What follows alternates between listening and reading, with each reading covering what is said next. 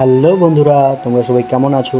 আশা করি পরিবারের সবাইকে নিয়ে ভালো আছো এবং সুস্থ আছো। আর আমিও খুব ভালো আছি। আজকে আমি যাচ্ছি গ্রাম থেকে শহরের দিকে। আর কোথায় যাচ্ছি আমি এই মিনি ব্লগটা দেখলেই বুঝতে পারবে। আকাশটা দেখছি খুবই মেঘলা করছে, তাই আমি বাড়িতে ভাবছিলাম আজকে মনে হয় বৃষ্টি পড়বে। আর সেই কথা ভেবেই তো আমি ছাতা নিয়ে এসেছি, কিন্তু বৃষ্টি হচ্ছে কম, কিন্তু হাওয়ায় বেশি করছে। ফাইনালি আমরা চলে এলাম হলদিবাড়ি শহরে। কিন্তু এই শহর হলদিবাড়ি শহরের থেকেও আরো বড় শহরে আমরা যাব।